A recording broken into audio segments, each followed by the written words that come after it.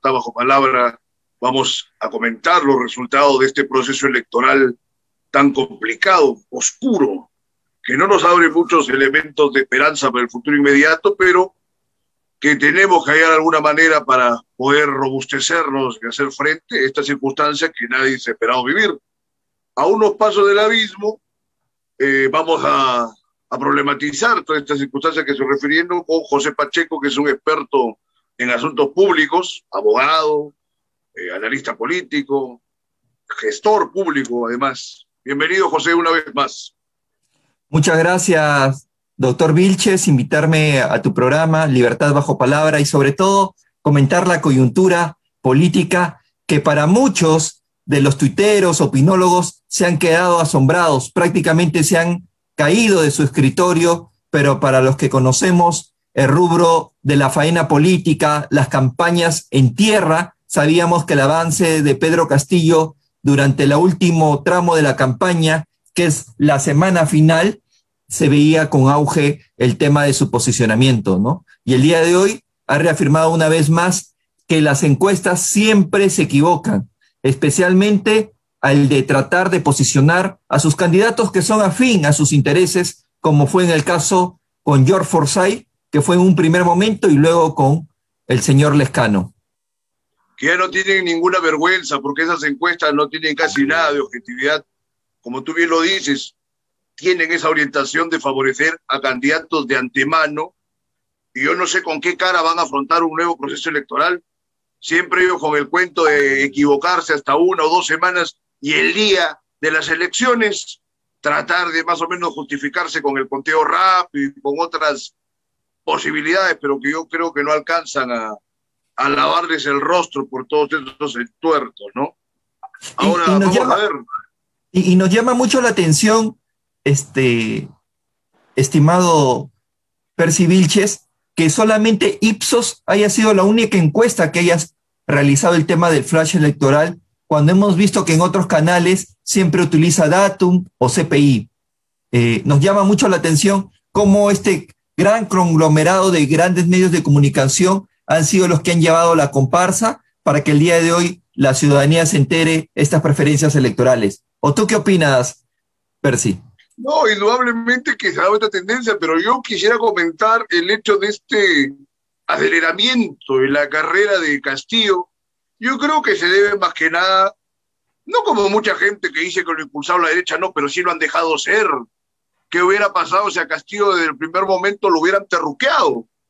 Lo han tratado de vincular con Movadez, con CONAR, etcétera, pero no les ha dado el tiempo. Inclusive más han terruqueado a Verónica, que es mucho más ligera que Castillo, y francamente es como en esa fábula griega que siempre te conté, ¿no? ¿Te acuerdas que pedían las ranas a un gobernante y lo cargoseaban a Zeus, y Zeus les envía cualquier cosa? No creo que un palo, una cosa menor. Ellos se burlaban y querían un gobernante que fuera un despiadado, y les envió una gaviota, y la gaviota se los comió a todos. Acabó con todas las ranas del estanque. Podríamos acabar así ahora si no se tiene la inteligencia política para tratar de establecer algunos acuerdos y alianzas, ¿no? ¿Cómo ves estas posibilidades? Yo considero, Percy, y siempre para todo analista, hemos tenido un tercio, el tercio histórico, el tercio excluido, digamos, el indignado frente al sistema político, ¿no? Que se mantiene desde la década de los 90, recordemos, ¿no?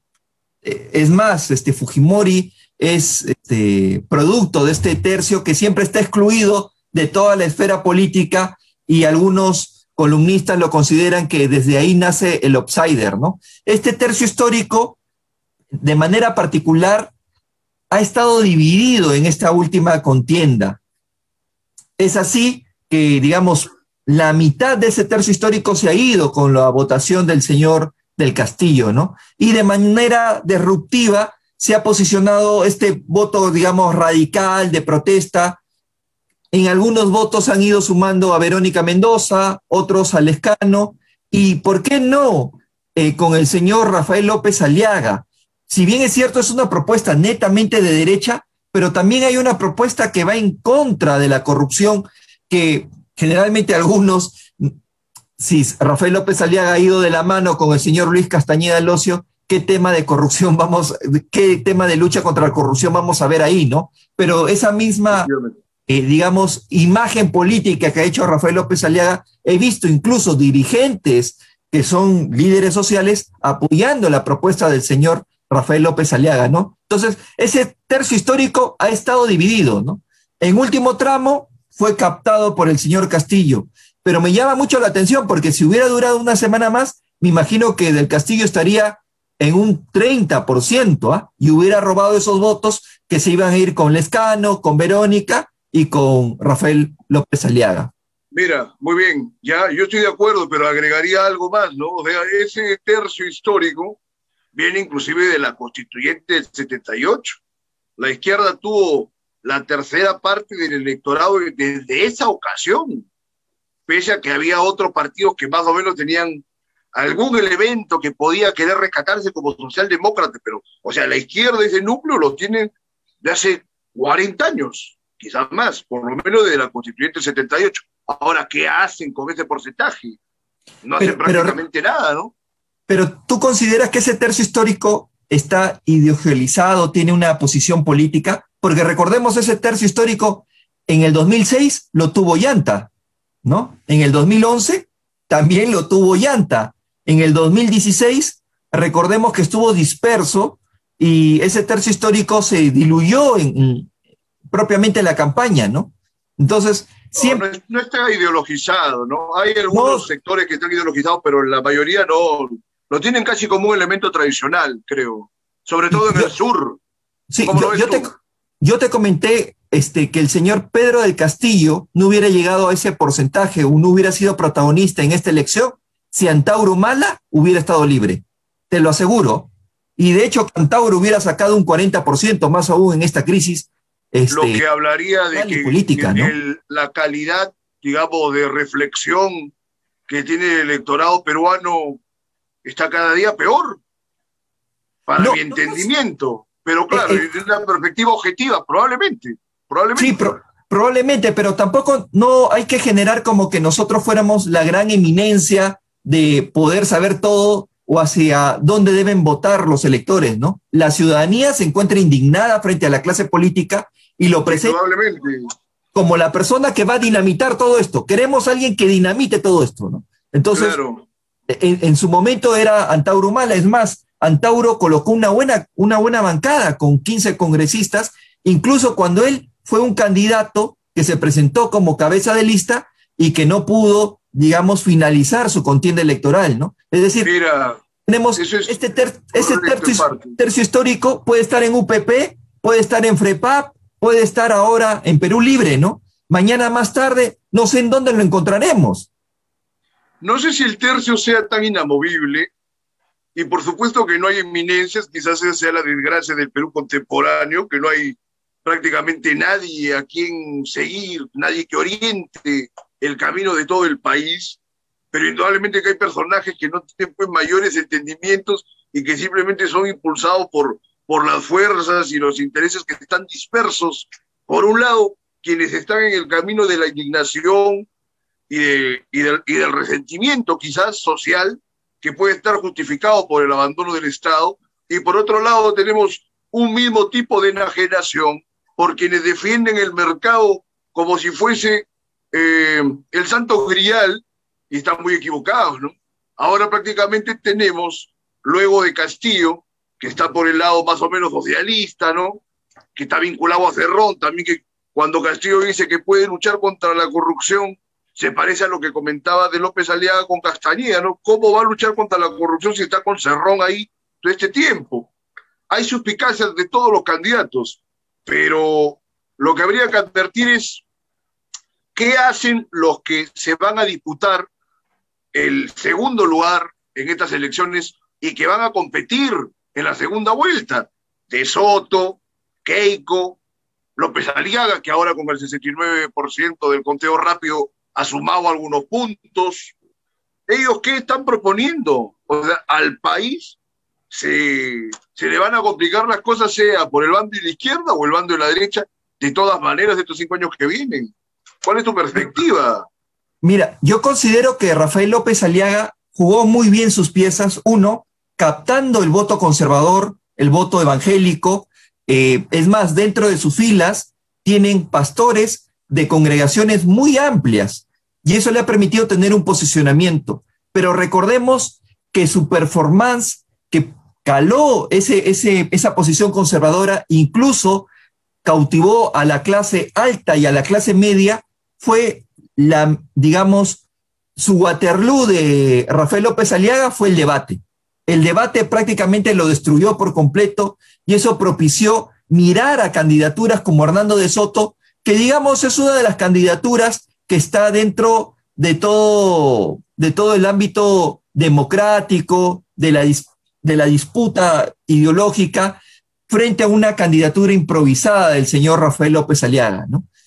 Y en el otro lado tenemos el fujimorismo. El fujimorismo siempre ha tenido su 15%, Percy. Eso nunca lo olvidemos. Es más, con Marta Chávez, que fue, digamos, en los momentos más difíciles, llegó a tener un 12 o 13%. Recuerdo en aquella ocasión, en el año 2006.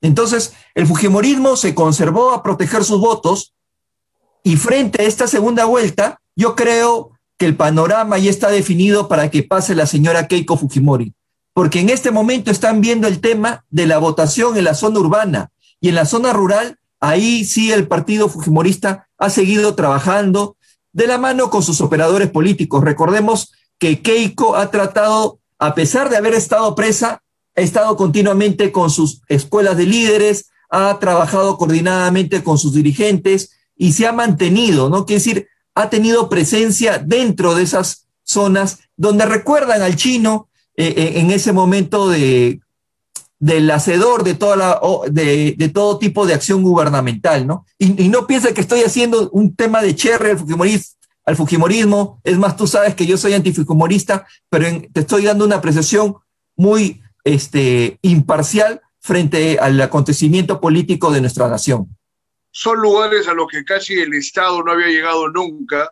Fujimori llegó por un rato, francamente desde mi perspectiva, que quizás compartas, a mecer a la gente, a ofrecerle una apariencia de un bienestar que no tenía ningún fundamento, como nunca lo deberíamos olvidar, esa construcción desmesurada de colegio tras colegio tras colegio, a los que no le dotaba pues de ninguna infraestructura interna que fuese positiva para que la gente estudie sin ninguna biblioteca, sin ningún laboratorio, solamente un cascarón, o les hacía una pista, y lamentablemente la gente caía en ello. Claro que es bueno que comentes esto porque le quita pie a quienes creen que solamente hay gente que apoya al fujimorismo por alguna dádiva o por algún tupper, como es la canallada máxima que han estado hablando los últimos años. No es tanto así, habrá algunos, pero hay un núcleo duro que tú dices que es correcto, adelante. Yo considero que hay cierta población del electorado que de cierta manera es agradecida, ¿no? Yo recuerdo mucho que tengo amigos que vienen de la zona rural y me dicen, oye, yo lo conocí a Alberto Fujimori porque fue el primero que me regaló un zapato del colegio, un par de zapatos. Recordemos que Alberto Fujimori iba en helicóptero, especialmente a las zonas más profundas de nuestro país, y entregaba entregaba los uniformes, entregaba sus zapatos. Entonces la gente lo ve como ese padre protector cercano, ¿no? Es por eso que el fujimorismo tiene un arraigo popular de por sí. Recordemos, mira, ahora como regidor de Lima, y conozco a Marta Moyano, yo tenía serias discrepancias políticas frente a ella, ¿no? Por ser fujimorista propiamente. Pero luego cuando lo conocí y conocí su trabajo, me quedé asombrada, ¿no? Incluso es más defensora que muchos de los candidatos al Congreso por la izquierda, porque ella es la que se encarga de llevar su voz, de agenciarle la posibilidad de impulsar un proyecto de agua y desagüe, de estar con ellos, saber su problemática, lo que muchos de los candidatos, incluso que levantan la bandera de izquierda, ni siquiera conocen la pobreza o la necesidad. Esa es una derecha que ocurre en los diversos asentamientos humanos de Lima metropolitana propiamente. Pero claro, pero esa es una derecha populista que acá también en nuestro país tiene una vieja raigambre, ¿no? O sea, Odría, que era de lo más descaradamente derecha, también tuvo algunos cuantos elementos de preocupación social, sobre todo por el conducto de las actividades de su esposa, y el pueblo lo reconoció y lo reconoce hasta ahora, ¿no? Si te topas con alguien que haya estado en el colegio, el tipo de Odría por ahí, indudablemente que le va a dar todos los elogios a Odría, en contraposición a cualquiera de los presidentes que han venido después. Lo peor es que de alguna manera, eso es cierto, ¿no? O sea, podrían elegir entre Odría o Velasco. Pero Percy, Odría, ¿cuántas elecciones duró? Duró solamente... Más. No, se agarró el golpe de Estado y sacó una y luego perdió, ¿no? Y tuvo que aliarse con el APRA para él. Exacto, pero recuerda, el fujimorismo ha pasado ya casi 20 años y se mantiene. Interesante. Bueno, no tuvo hijos, Odría, que estén también participando en política, ¿no? Porque básicamente quienes han podido extender este relente del fujimorismo han sido los hijos herederos de Alberto, ¿no? Pero no crees... Tampoco lo hubieran hecho más. Pero ¿no crees que sería más criticable el de tener como que fuera un tema de un linaje y no existe ningún tema de renovación dentro del propio fujimorismo? ¿O generar... Probablemente. Contra el fujimorismo pueden caber todas las críticas. Más bien ahora no nos desgastemos hablando del fujimorismo, porque al fujimorismo es como tirarle piedras a un elefante, ¿no? O sea, donde le tire le va a caer. O sea, es demasiado negativo el partido fujimorista como para criticarlo. No hay un punto que se pueda recuperar, salvo por ahí algo de acción social que tú estás comentando, pero aún así, ¿no? Pero ahora Percy, yo te digo, dime. Lo que vamos a tener es Pedro Castillo, que ha sido repudiado incluso por los del partido Juntos por el Perú, que son de izquierda, o disque izquierda, y Keiko Fujimori. ¿Cómo lo ves tú el panorama en esa segunda? Infernal. Lo escribí hace unos días. Lo que nos dijo... Es la peor situación.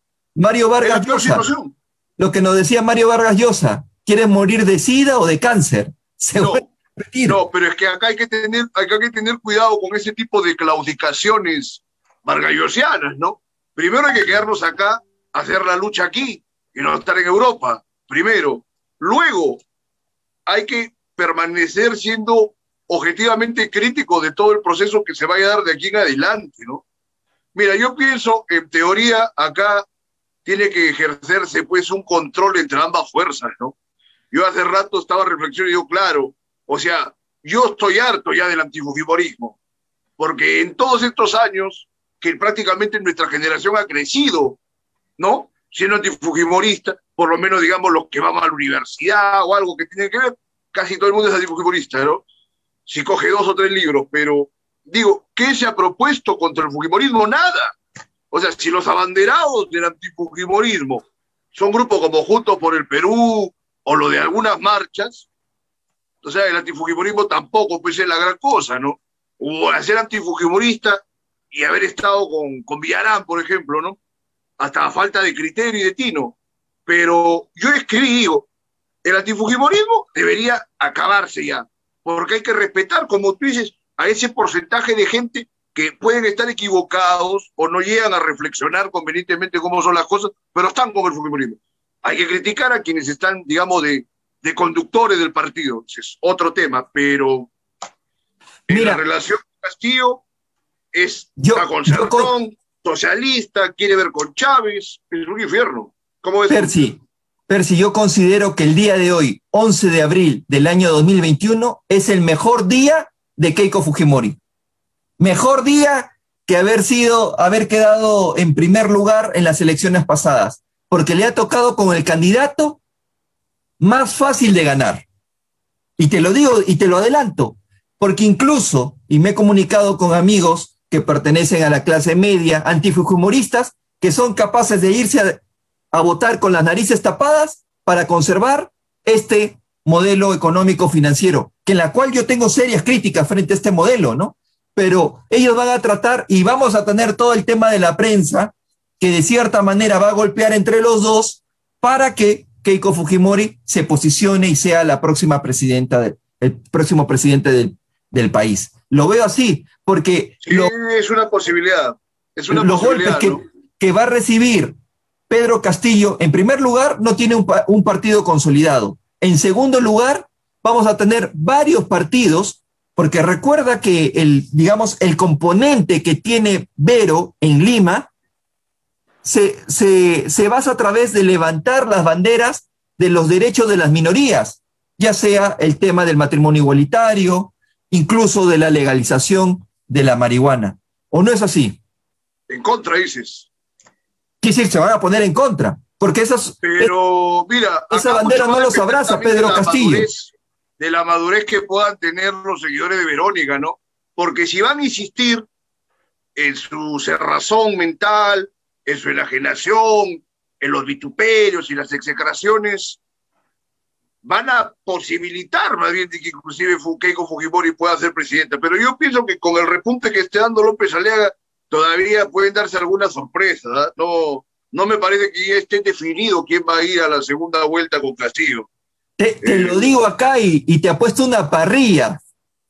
Sí, yo sé que a ti te gusta ese tipo de apuestas, pero la verdad que yo soy... Tú sabes que a mí me gusta, pues...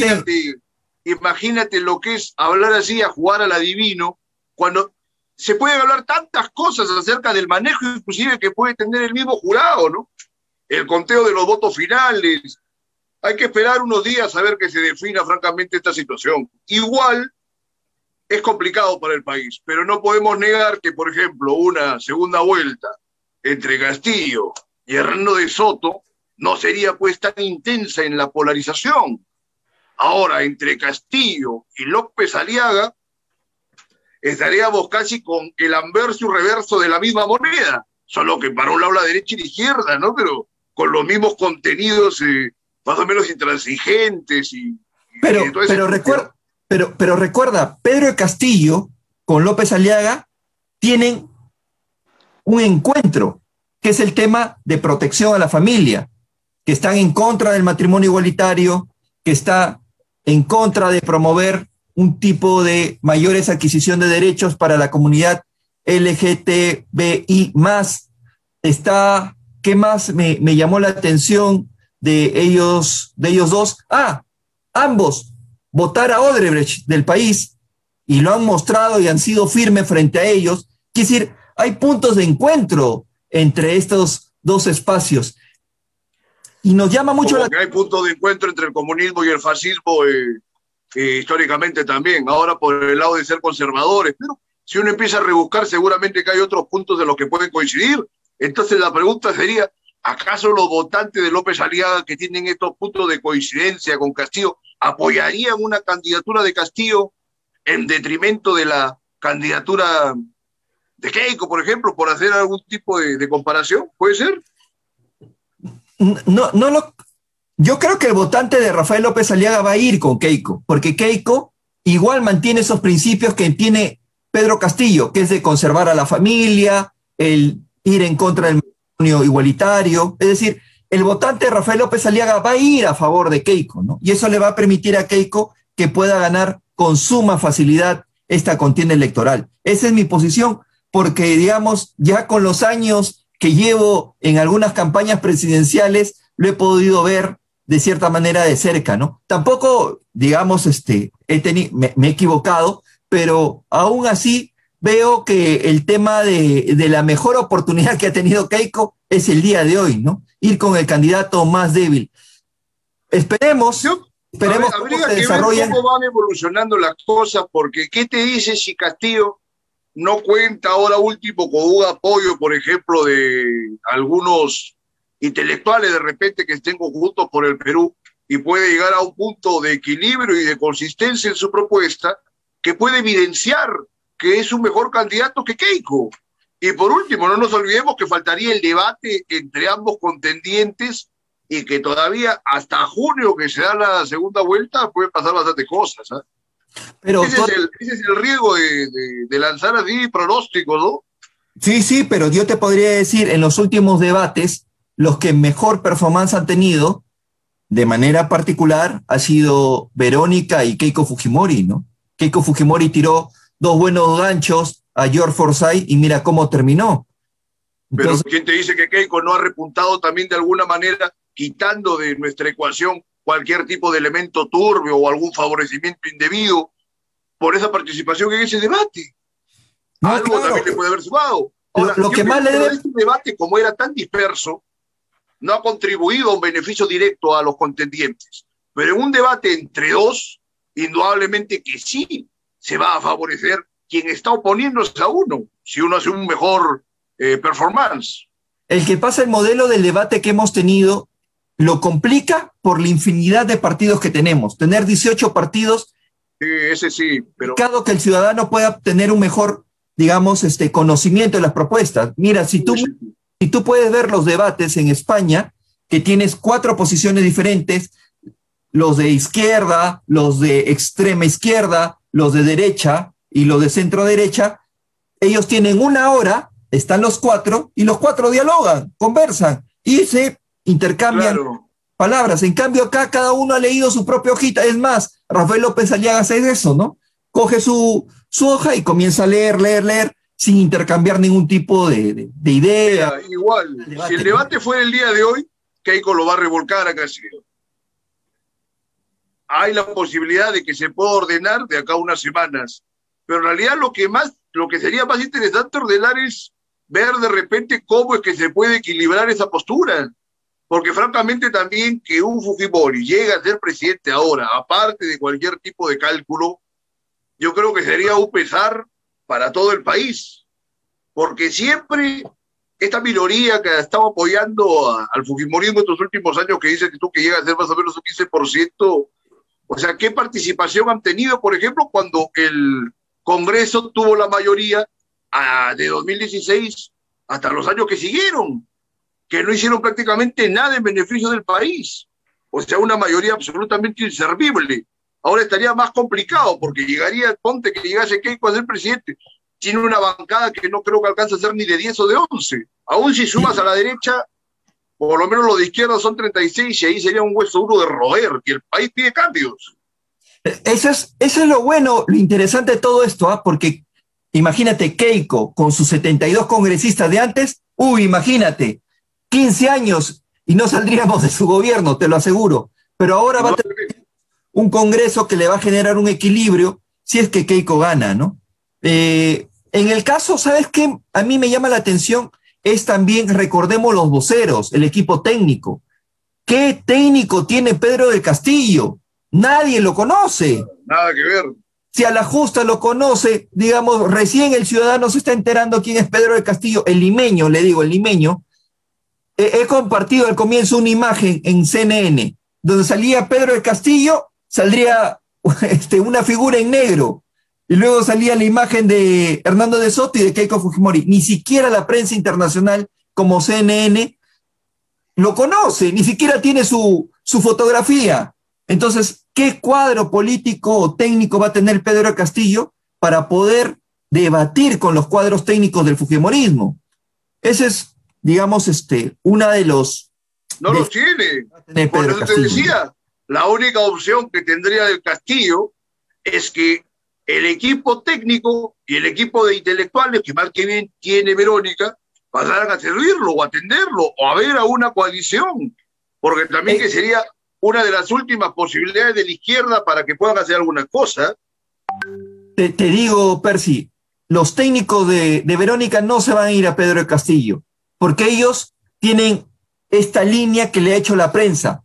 ¿Estás a favor de Venezuela o estás en contra de Venezuela? Pedro del Castillo ha dicho que considera que en Venezuela se vive en un sistema democrático. Todos los del Perú lo han considerado como una dictadura. Pero mire, en política tú sabes que se puede cambiar de opinión tranquilamente, de ahora en adelante. Y es más, ¿qué te dice si no le proponen una hoja de ruta? Como hicieron con Ollanta. Ya salió Dina Boluarte, la vicepresidenta, claro, que no va a firmar ninguna hoja de ruta. Y sí, que pero eso es un exceso, me parece, que pueden recapitular. Si no recapitulan, se hunde completamente. No, yo te digo, ellos van a morir en su ley. Todos los candidatos, pero si van a morir en su ley, entonces va a ser quien esté en contra de Castillo ganaría. Estoy repitiendo, o sea, el hecho de que lo único que podría posibilitar que hubiese esta posibilidad de cambio, que esté el abismo o esté este cambio, que se haga esta coalición de la izquierda. Porque si se mantiene en esa intransigencia, por supuesto que no va a llegar a ningún lado, ¿no? ¿Cuánta gente se desesperaría para ir a escoger entre una posición de Castillo como hasta el día de hoy, que hablan que cambio de constitución sin tener ningún fundamento para exigirlo, esto que me dice que sale de su vicepresidenta Baluarte, inclusive con el hecho de que dice que se va a acabar, digamos, con las clases adineradas de Lima, un revanchismo total, ¿no? Entonces, por supuesto que en esa intransigencia la gente se puede desesperar y, como tú dices, puede terminar votando por Keiko. Por eso hay que ver si tienen alguna flexibilidad, si no, ya perdieron, ¿no? Pero, Percy, no mires este proceso electoral, que para ellos en este momento pueden estar débiles. ¿Quién te puede asegurar que manteniendo esta línea, que para nosotros nos puede parecer intransigente, pueda cosechar para el futuro en el 2026? Es decir, siendo firmes y no firmar esta hoja de ruta, así como lo hizo Llanta. Ellos van a decir, nosotros no vamos a querer ser los próximos cositos de los grupos económicos. Vamos a hacer firme nuestro plan de gobierno, asamblea constituyente, eliminar el Tribunal Constitucional y sobre todo impulsar los cambios radicales que necesita nuestro país, que es la nacionalización. Y lo ha dicho muy fuerte el señor Pedro del Castillo. Y me imagino que se va a mantener para conservar ese electorado, y ese electorado va a aumentar. Si Pedro del Castillo trata de conglomerar y adueñarse de ese tercio histórico excluido para la próxima elección, yo te aseguro que en el 2026 Pedro del Castillo puede ser un rival muy difícil de vencer. Porque ahora yo te digo que Verónica se podría radicalizar porque esta posición de ella de ser más o menos equidistante de todo y políticamente correcta no le ha traído mayores beneficios. Se ha dejado robar prácticamente esta elección, porque francamente tampoco es que Castillo pues sea un dechado de condiciones para ser un estadista, para nada, ¿no? Pero Percy, te pregunto, ¿qué dirigente tiene más condiciones que él? ¿Qué dirigente social, qué dirigente que mueve masas está acompañando a Verónica? Ese es el problema de Juntos por el Perú. Ninguno, que se ha visto con los audios puras poses. Días, ¿no?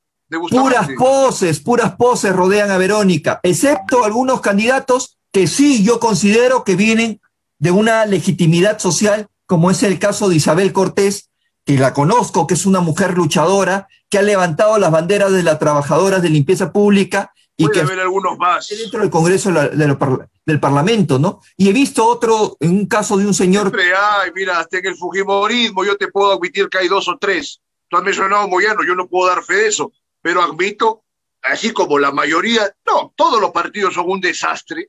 Dentro de cada partido hay algunos ciudadanos que se esfuerzan y no tienen otros medios para tratar de hacer algún cambio. Hay que admitirlo, no hay que ser sesgados, ¿no? Como lo hacen quienes participan de uno u otro partido que niegan cualquier característica positiva en quienes son sus contendores. Yo creo que eso también podría ser uno de los factores que renovasen el modo de hacer política en el país, porque estamos a un paso del abismo, el abismo de la inmoralidad, que sería consentir que el fujimorismo tenga el poder, y el abismo del desastre económico y de una manera de ejercer el gobierno basado solamente en aspectos de la voluntad y no en un cálculo, en un programa, en un plan, como podría ser la opción de Castillo, ¿no? Pero yo te comento, Percy, esta escena que tenemos en el 2021 se repitió en el 2006. No teníamos a Ollanta, que defendía a Hugo Chávez, que impulsaba el cambio de la revolución bolivariana, y no teníamos a Alan García, que había sido uno de los peores gobiernos, el más catastrófico de nuestra república. ¿Y quién ganó? El más orientado a la izquierda también. ¿Y quién ganó? Pero por eso te digo, que había sido el gobierno más orientado a la izquierda en el 85, pero que en ese momento mostró una línea de amplitud y de equilibrio que le facilitó el discurso. Ahora es casi imposible que Castillo vaya a tener los epistemes de quienes participaron en ese viraje último de ese partido aprista. No, te lo digo porque esta es la imagen del año 2006, Percy. Es decir, tenemos un gobierno catastrófico, que es Alan García. Se enfrenta contra el modelo chavista. Al final, la gente se fue a votar con la nariz. Bueno, porque recordemos, Sí, Voy a si tener tú que puedes, disentir porque el gobierno de Toledo había sido muy exitoso. Pese a que, claro, Toledo, pese a un coquero, un fiestero, era de los peores ciudades privadas, pero el gobierno, bueno, luego se han sabido, digamos, los actos de corrupción que se dieron. En ese momento no se tenían en cuenta. El gobierno de Toledo había sido un gobierno que estaba muy encaminado hacia el éxito económico del país. Nadie iba a imaginarse que era posible cambiar para el otro lado, si recién estaba repuntando. Más bien ahora, además que yo estoy en contra de esas imágenes más o menos deterministas, ¿ah? Bueno, se puede, tú piensas así, no está bien, se admite la discrepancia, pero yo pienso que estos procesos no son tan estáticos, ¿no? Y está esta circunstancia. Ahora se ha, digamos, finiquitado de esclarecer que el modelo económico tal cual se ha regido hasta el momento es un fiasco. No para los millonarios o para los que tienen algo de plata, pero sí para la inmensa mayoría de la población. Más bien sorprende que pese a estamos casi 13 meses de la pandemia, ¿no?, afectando el país, no haya más gente que se haya orientado hacia la izquierda.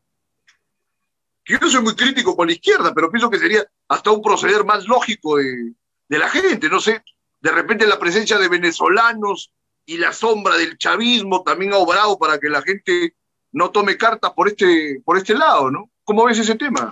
no, yo creo que el factor Chávez va a jugar bueno, el factor del modelo bolivariano va a jugar un papel importante, incluso más allá de lo que se imagina del cambio de la Constitución. La mayoría mira, digamos, existe un gran sector de la ciudadanía de rechazo frente a la llegada de la inmigración venezolana. Y tú lo puedes ver. Muchos de los ciudadanos limeños se sienten inseguros porque prácticamente lo que hemos tenido de estas fronteras abiertas hacia los venezolanos ha generado y ha incrementado y ha aparecido mafias incluso venezolanas, que cada uno sabemos en dónde actúan, ¿no? Lamentablemente no ha habido una acción inmediata por parte del gobierno central. Y esto va a jugar a favor del candidato que pase junto con Pedro del Castillo. Y como te dije en un primer momento, yo pienso que si nos ponemos a ser exhaustivos, a rebuscar en el perfil, en el partido, en el programa, en fin, en todo lo que pueda vincularse con cada candidato, vamos a hallar de que todos son deficientes y todos son un desastre. Pero pienso que hay que esforzarnos no en apoyar a ninguno de los candidatos, en permanecer críticos quienes podemos, pero digo, ¿qué va a hacer la gente? El problema es el voto. Tú decías, claro, no hay ninguna eminencia que diga por quién van a votar. Por ejemplo, Hildebrand, que se podía decir que tiene algún valor, digamos, por ahí para orientar por lo menos a los lectores de su semanario. Ni siquiera le han hecho caso a Hildebrand. Pero ni siquiera le han hecho caso a Hildebrand.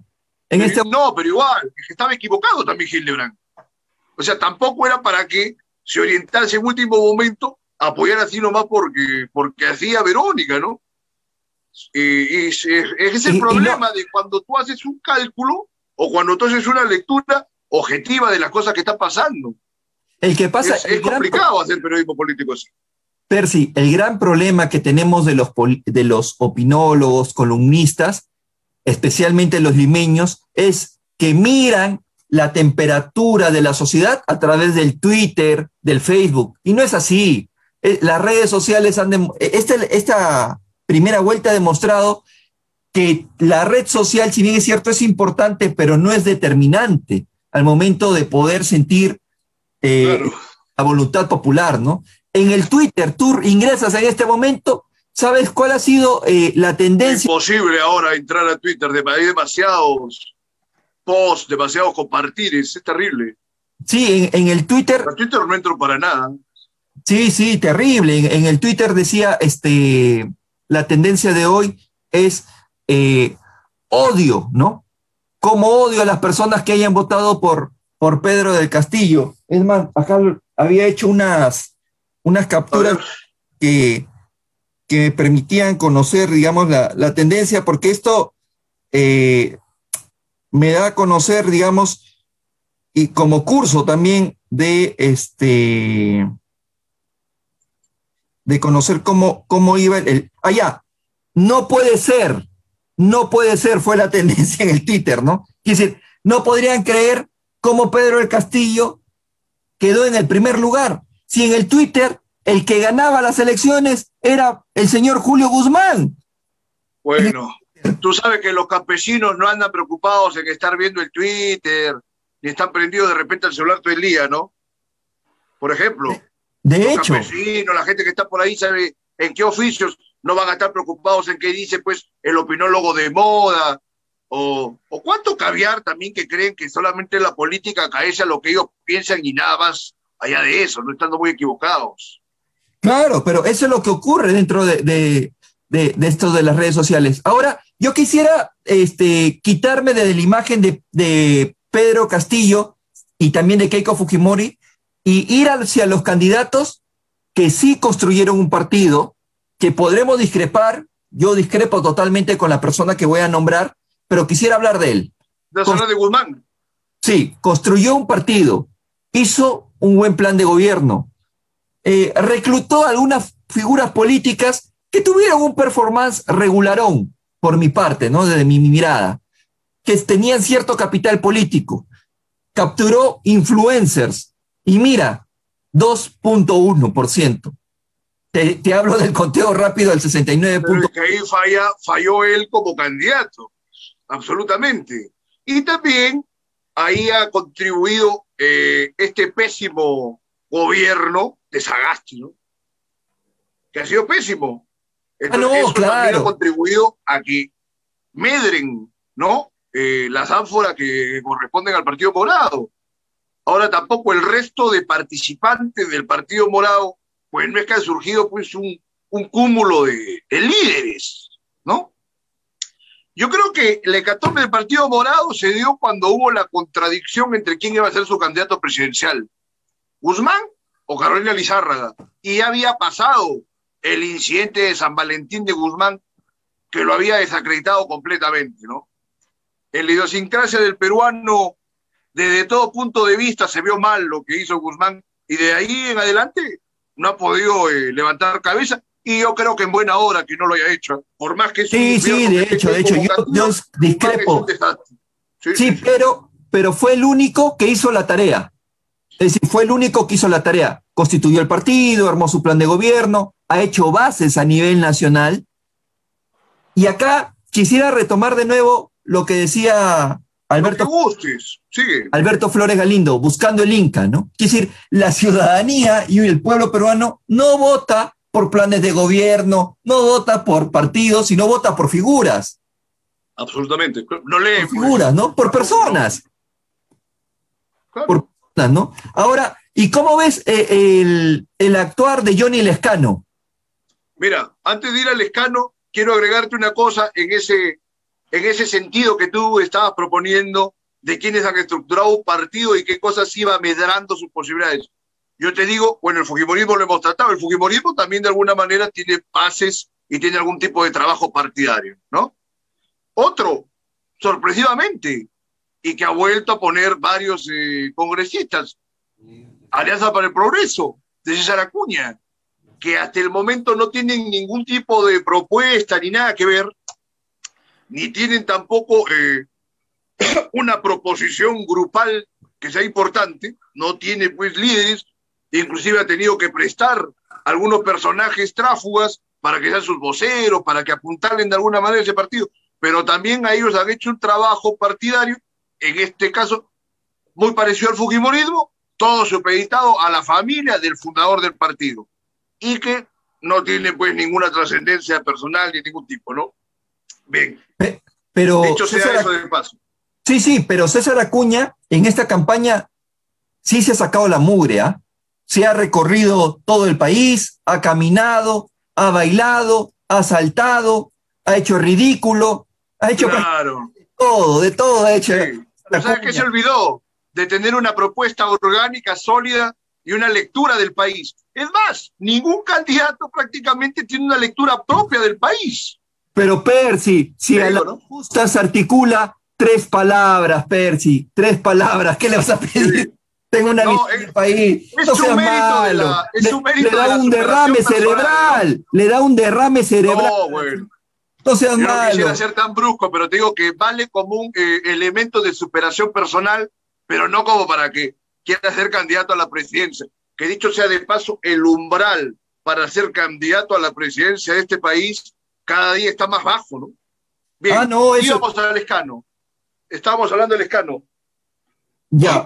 No, no, pero para terminar, chiquita, lo de Sí, César sí, cómo no. se sacrificó por el partido, la luchó hasta el final, gastó de su dinero fuertes sumas en los carteles, me he recorrido Lima y otras ciudades, ¿Ya? llegué la cantidad de dinero que le ha inyectado a Acuña, lo compró a Yoshimar prácticamente a tiempo exclusivo para su campaña, pero el objetivo de él era pasar la valla. Y según la proyección de Ipsos, estaría metiendo Lo ha logrado. 15 congresistas. Lo ha hecho muy bien. Y aplausos, aplausos para él, ¿ah? Aplausos para No, él. yo no puedo compartir esos aplausos porque no está contribuyendo en nada al beneficio del país.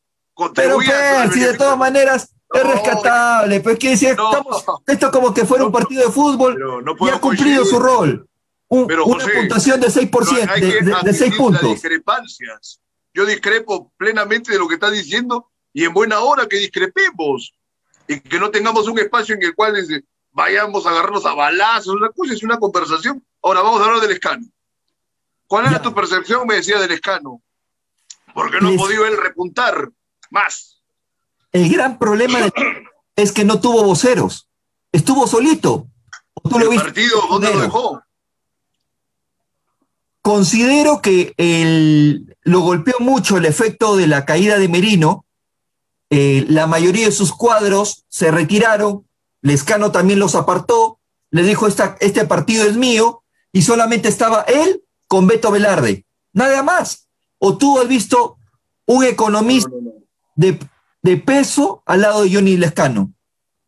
Incluso... A Lescano tendrían que haber salido a cubrirlo todos los supuestos líderes de ese partido, que tú sabes que yo, desde el origen de ese partido, lo cuestiono plenamente.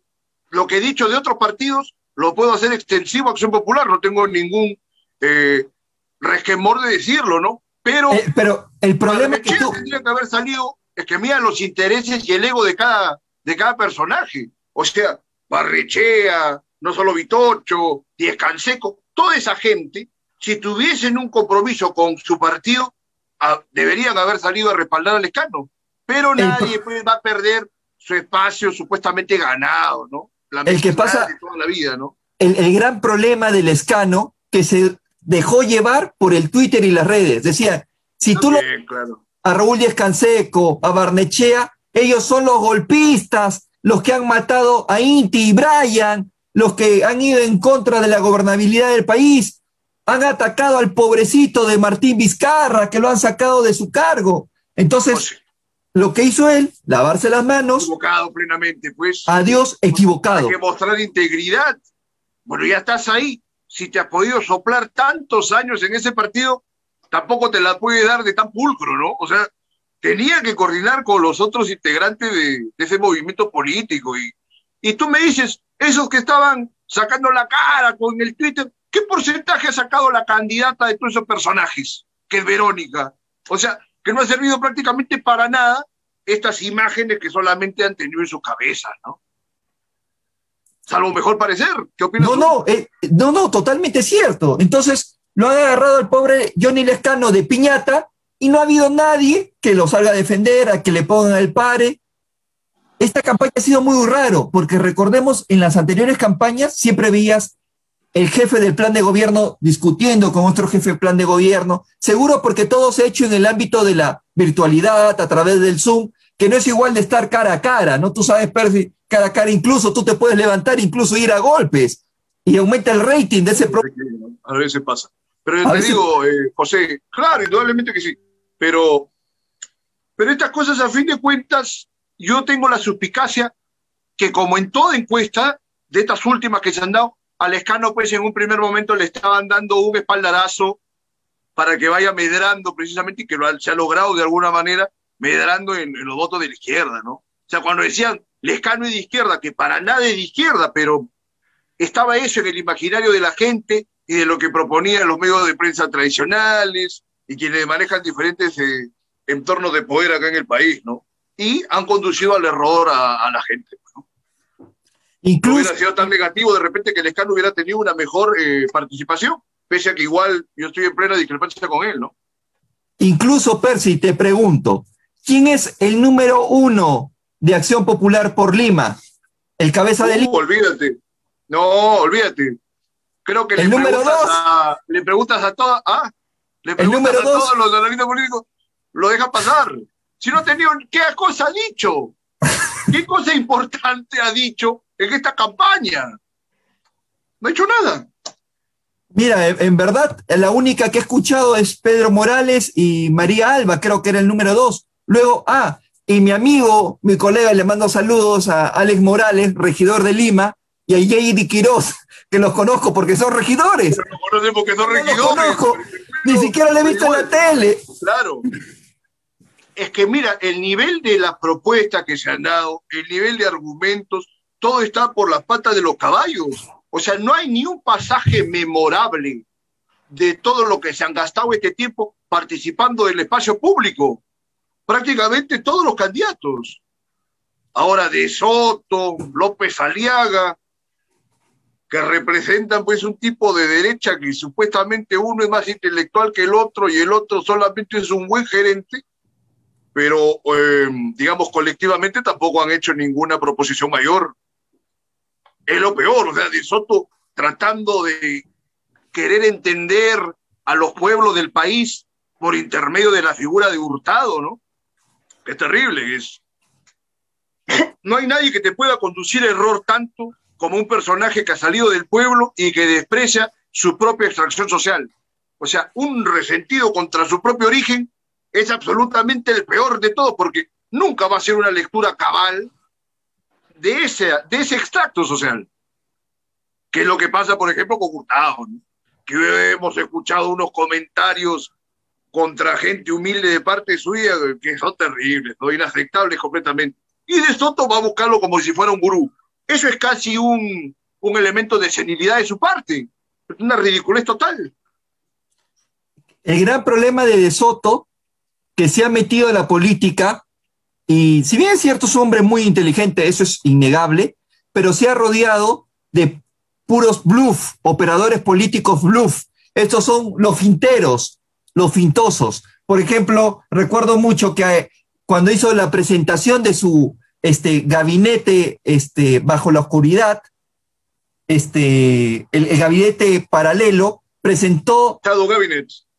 Sí, decía, él es mi candidato, creo que era el número 7 o 5, no recuerdo bien, y señalaba que era el presidente de 300,000 MIPES del Perú. Yo dije, oye, qué bestia. Voy a ver en su equipo, prácticamente cada like que tenía en su página web era de 5, de 7 personas en su Facebook. Es decir, era pantalla nada más. A veces tú te reúnes y te hacen pasarse por asociaciones que lideras cientos de personas y al final no eres nada. Solamente eres registro que se ha constituido en registros públicos, nada más, el asiento registral. Y lamentablemente De Soto ha caído en eso, ¿no? Le han dicho, él es la Confederación de MIPES y Pymes del Perú. Ah, qué bueno, estoy al lado de él. Al final le siguen 10 gatos, nada más. Ese por un lado, y por otro lado la cuestión clasista también de gran parte de su conglomerado de participantes, ¿no? Sí, pues. ¿Acaso tú ves a muchos candidatos del partido de Soto que tengan MIPES, que sean... ¿Qué porcentaje será? Yo no he visto mucho eso. No, y tampoco sobre todo entre los primeros números. Sí, y no he visto dirigentes sociales, ¿ah? Tampoco. Mira, de los dirigentes sociales podemos olvidarnos prácticamente en todos los partidos. O sea, sí, para que Verónica, que es un partido supuestamente de izquierda, no cuente con dirigentes sociales, es que prácticamente no se le presta ninguna clase de atención. Por eso que hay gente que la izquierda, por ejemplo, propone que si va a haber una asamblea constituyente, que no solamente sea partidaria, porque los partidos no representan a nadie, que haya participación de los diferentes sectores sociales, porque de otra forma no tienen voz. Por ejemplo, yo a este programa puedo traer dirigentes sociales, si me contactan, con mucho gusto, para saber cuál es su opinión. Pero tú crees que, digamos, en un medio tradicional le van a dar siquiera 5 minutos a un dirigente social. No, de la puerta. La política se ha perdido de tener ese contacto con la sociedad. El guachimán del Canal 4 se le dice, oye hermano, ¿sabes qué? Date media vuelta. Y es así. Seguramente. Ahora estamos mal por eso. Hablemos de tu engreído, de tu George Forsyth. ¿Qué tal me parece que estás haciendo una proyección psicológica, pero lo dejamos para el psicoanalista entre semanas. Sigamos. Pero tu engreído George, ¿qué tal te pareció su campaña? Bueno, George es un muchacho del barrio, ¿no? De repente para jugar una pichanga puede ser que ha sido arquero, pero por ejemplo a mí me da lástima porque tiene alguna gente muy interesante, ¿no? Que ha participado de su equipo, ¿no? Pero que me parece que no van a tener ninguna repercusión.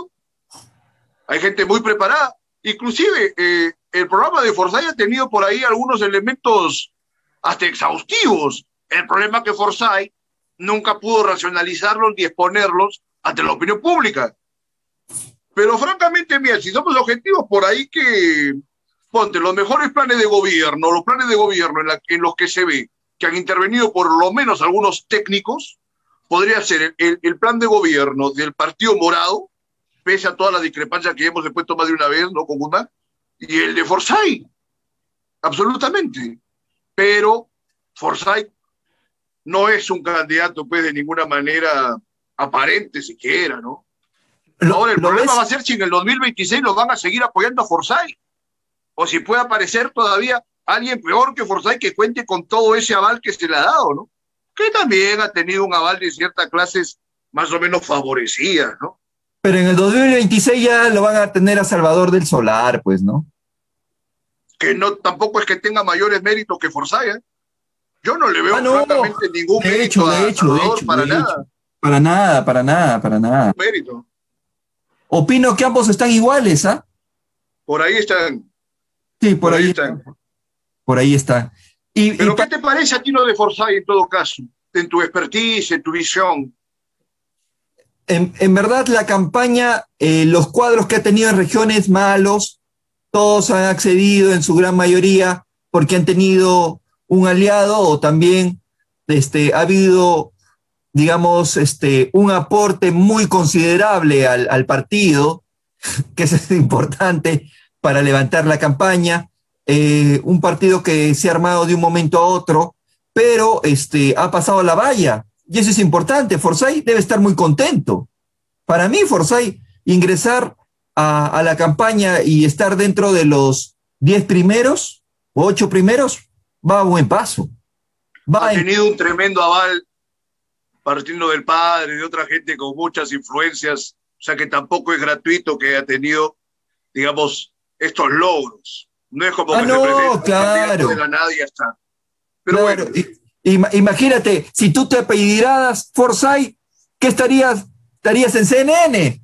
Pero si yo soy Salvatierra y Salvatierra suena muy bien, ¿qué te preocupa de eso con los apellidos? No, pero que como va ligado con su apellido. Va ligado con su apellido, imagínate. Acá el tema, mira, José, yo creo que estás confundiendo lo del apellido y estás dejando de lado el expertise del padre, que es un embajador con muchos años de servicio y de experiencia política. O sea, más que el apellido, está este expertise de su madre directamente, ¿no? Y que ha tenido a gente también con una experiencia notable. O sea, por ejemplo, era su segundo vicepresidente, Jorge Chávez, que ha sido presidente en algún momento del Banco Central de la Reserva en los 90, que es un buen cuadro técnico. Ahora, ¿cómo es que lo han apoyado a él? En algún momento se lo preguntaré, de repente aquí al aire mismo, ¿no? Lo puedo traer y le digo, oye, pero...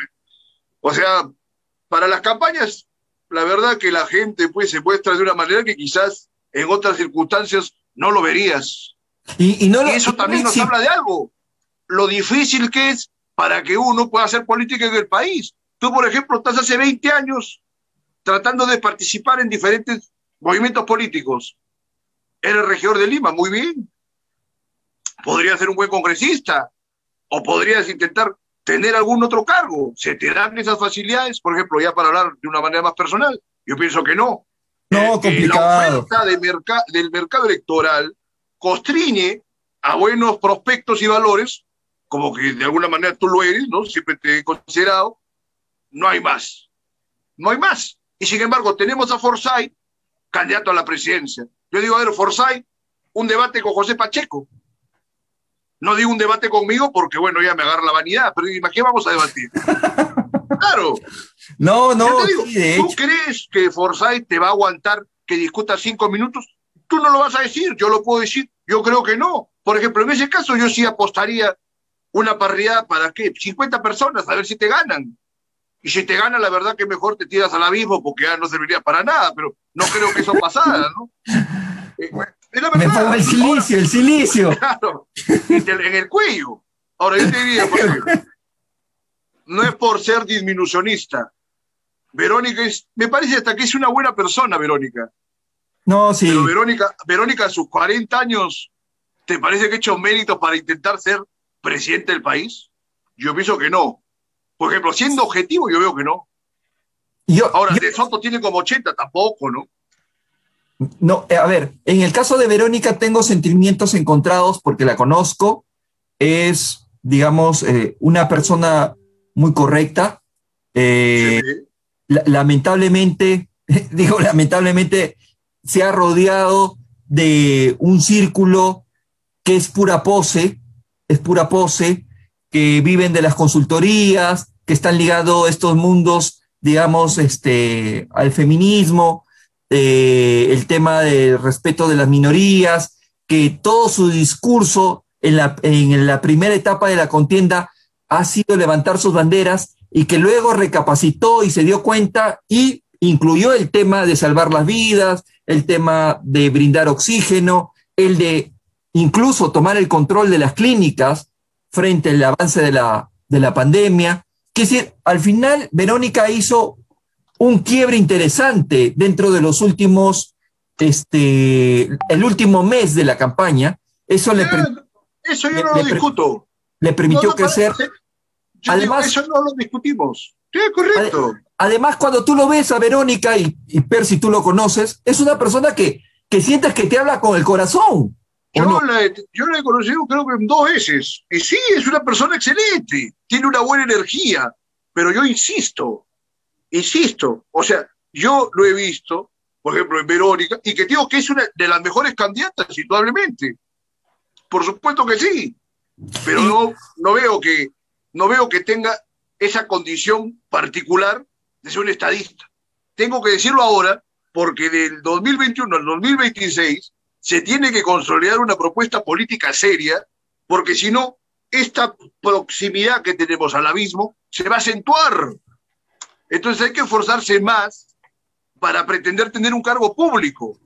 Ahora, ¿cómo tú lo ves, A eso Percy? voy. ¿Crees que Hay que decirlo porque, mira, mucha gente el proceso se calla electoral porque de se Verónica... conocen y porque no quiere uno quedar nunca mal con nadie. Y no hay que ser mezquinos, pero hay que ser objetivos. ¿Qué lectura tiene ella por propia cuenta? Yo creo que lo único que se publicó como un escrito suyo fue su renuncia al Partido Nacionalista cuando hubo todo este drama o tragedia de Espinar. Después yo no le he leído ningún documento. O sea, Talan García, que es tan odiado, tiene un montón de libros, por ejemplo.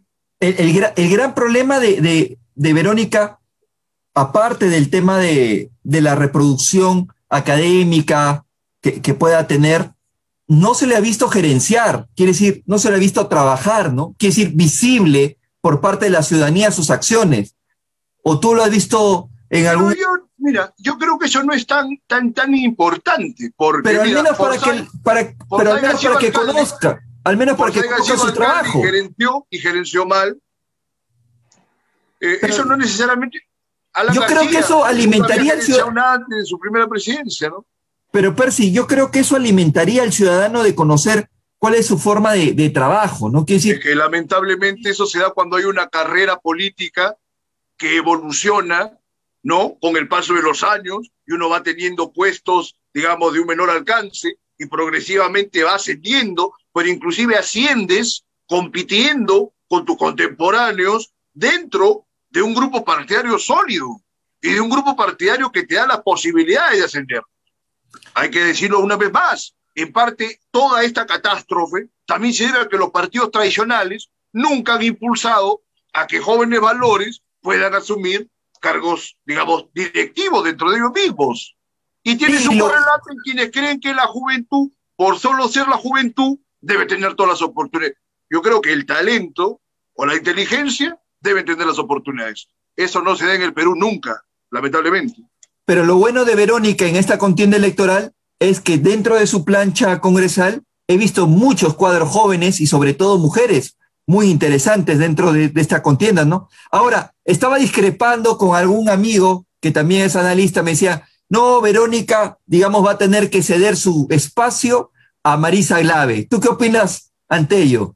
No, pero ¿por qué todavía Glave? Y Villarán, o sea, acá la gente es verdaderamente loca, ¿no? O sea, Castillo con Cerrón, hay que taparse la nariz. Porqui, o bueno, López Aliaga con Castañeda, se tapan la nariz.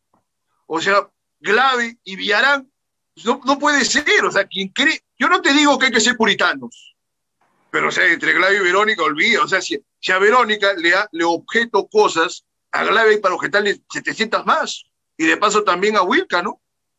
Porque Sí, ¿qué proposición ha tenido Wilca aparte? Por ejemplo, ese es al revés de lo que decía de Forsyth, pero también con la vinculación al apellido. Yo te apuesto que en ese mismo partido hay por lo menos 5 candidatas con muchas condiciones mejores que ellas. No se les ha dado el espacio. Porque, ojo, Juntos por el Perú también ha tenido pues una política de favorecimientos a los amigos, inclusive desconociendo los resultados de sus propias elecciones internas, dándole puestos, digamos, centrales e importantes en la enumeración de los candidatos a personajes que no tenían ningún mérito, ¿no? Salvo cercanía con los que manejan el partido o también por lo que tiene estas vinculaciones con familias que están en la izquierda muchos años, ¿no? Por el caso de Tejada, por ejemplo, que tú lo conoces, y todo lo demás. ¿Qué mérito ha tenido alguna vez? Yo no leo ninguno. ¿Qué colectivo armado? ¿Qué colectivo político? ¿Qué plataforma político? Ninguno. Solamente se ha metido dentro de su casa, se ha dedicado al tema de sacar su título profesional y nada más. ¿O tú lo has visto en otro espacio? No, para nada, por eso lo digo. Entonces es complicado y la verdad que si siguen las cosas así como están y si no tiene Castillo una posibilidad de mostrar una amplitud, terriblemente si la cosa es entre Keiko y Castillo, vamos a terminar con Keiko como presidenta y eso va a ser un hecatombe, porque tampoco va a acabar durando, creo yo, todo su mandato, ¿eh? O sea, ninguno de los que vayan a entrar, es algo que sí lo han comentado varios analistas, van a completar su mandato, sobre todo con la composición que tiene el Congreso. Así que se vienen momentos bien bravos y es mejor que todos los políticos y también los ciudadanos ya no dejemos de tantas tergiversaciones y de calenturas y tratemos de hallar un entendimiento político. Porque si no hay un entendimiento, se viene el abismo.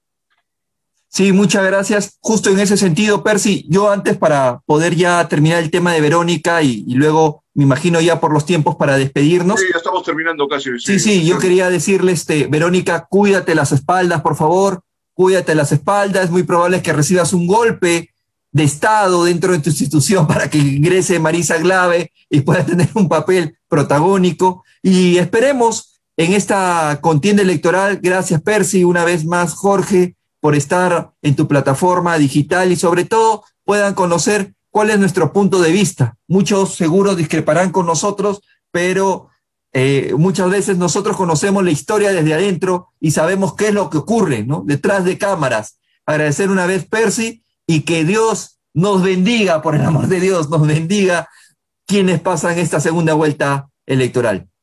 Muchas gracias. Dios o el destino, pero la verdad que a ver si hay un poco de clemencia para este país, de quien sea que pueda disponerla. Por lo pronto, la ciudadanía tiene que permanecer firme y despertar y ponerse a racionalizar las cosas, no para ser conducida por un cualquiera o por una evidencia o por riguros, sino para tomar sus propias resoluciones y saber las consecuencias de las mismas. Yo creo que eso sería lo más importante que nos puede dar este panorama tan desolador y tan complicado. Pero bueno, nos despedimos hasta el miércoles y a resistir. No hay nada más que hacer sino resistir. Buenas noches. Un abrazo.